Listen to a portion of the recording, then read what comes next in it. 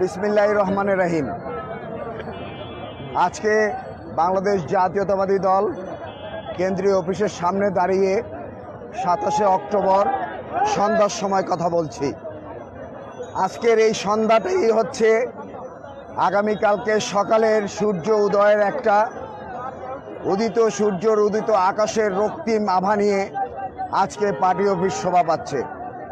একটি কথা না বললেই নয়, সারা বাংলাদেশ থেকে শুধুমাত্র জাতীয়তাবাদী দলের আদর্শের নেতাকর্মী নয়, সারা বাংলাদেশের মানুষের মনের মনির কোঠায় আজকে আমাদের দেশনেত্রী বেগম খালেদা জিয়া যে স্থান করে নিয়েছেন, তার ডাকে, দেশনায়ক তারেক রহমানের ডাকে আগামীকালকের মহাসমাবেশ থেকে মহাযাত্রা শুরু হবে।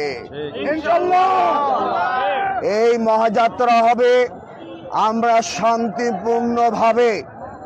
আমাদের নেতা তারেক রহমান বলেছেন, এই দেশের যে উদীয় জনগণ প্রজন্ম ভোট দিতে পারে না, তাদের ভোটকে সুন্দরভাবে ভোট বাক্সে নিরাপদে যেন দেওয়া যেতে পারে, এই লক্ষ্যে আন্দোলন করছেন আজকে আমাদের দেশনায়ক তারেক রহমান। তার এই আন্দোলনের সাড়া দিয়ে বিগত একটি বছর আমরা বিভিন্ন জেলায় বিভিন্ন বিভাগে 11টি বিভাগে আমরা যেভাবে গণসমাবেশ করেছি, সেই সব গণসমাবেশে কৃষক, শ্রমিক, জনতা সহ মা বোনেরা যেভাবে উপস্থিত হয়ে বর্তমান সরকারকে যে তারা বুড়া আঙ্গুল দেখিয়েছে, তাতে শেখ হাসিনার যদি লজ্জা থাকতো তাহলে শেখ হাসিনা অবিলম্বে পদত্যাগ করে সুন্দরভাবে বাংলাদেশকে গণতান্ত্রিক পথে এগিয়ে নেওয়ার জন্য সে কিন্তু ইতিহাসের সাক্ষী হয়ে যেতেন। কিন্তু একটি কথা বলতে চাই, আমাদের নেতার যে অহিংস আন্দোলনের ডাক দিয়েছেন, এই সাংবাদিকদের মাধ্যমে বলতে চাই, বিগত 1.5 বছরে বিভিন্ন বড় বড় জনসমাবেশ হয়েছে। বিভিন্ন জনসমাবেশে তারা আমাদের লঞ্চে গুলি করেছে, কলার ভেলায় গুলি করেছে, তারা বাসে গুলি করেছে, তারা বাস আসতে দেয় নাই, সাইকেলে করে মানুষ জনসভায় এসেছে। কিন্তু আমার একটি জাতীয়তাবাদী দলের কর্মীও প্রতিবাদ করেনি, কারণ আমরা তারেক রহমানের আদর্শে বিশ্বাস করি। তারেক রহমান জিয়ার আদর্শের 19 দফার যে সৈনিক, আমাদের ভারপ্রাপ্ত চেয়ারম্যান হাজার হাজার মাইল দূরে, ওখানে বসে শুধু আমাদেরকে বলছে, আর তাতেই দেখুন সারা বাংলার মানুষ আজকে উজ্জীবিত হয়ে রাজপথ দখল করে ফেলেছে।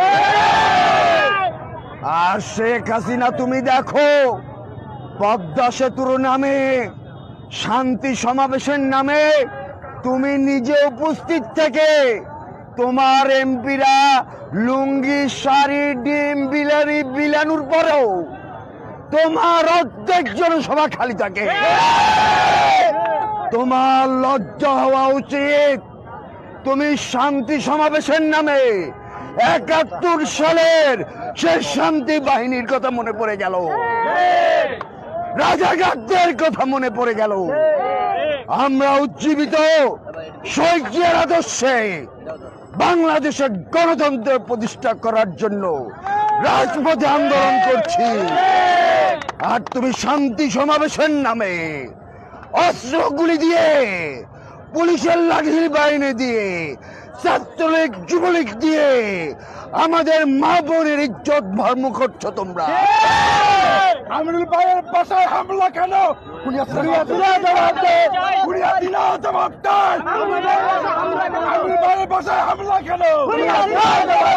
মুক্তি মুক্তি মুক্তি মুক্তি মুক্তি মুক্তি চাই, মুক্তি চাই, মুক্তি চাই, মুক্তি মুক্তি মুক্তি চাই।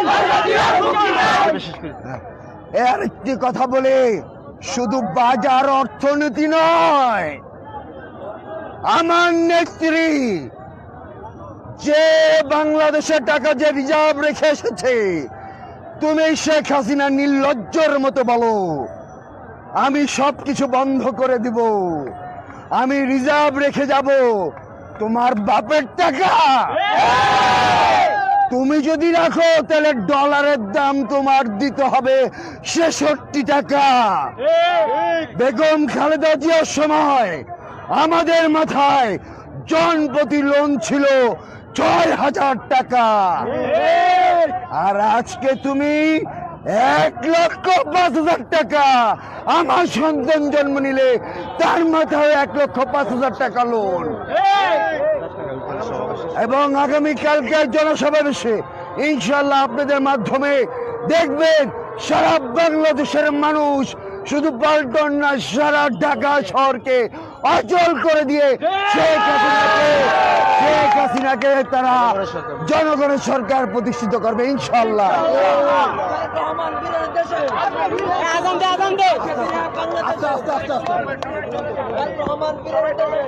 যুগান্তর আসছে,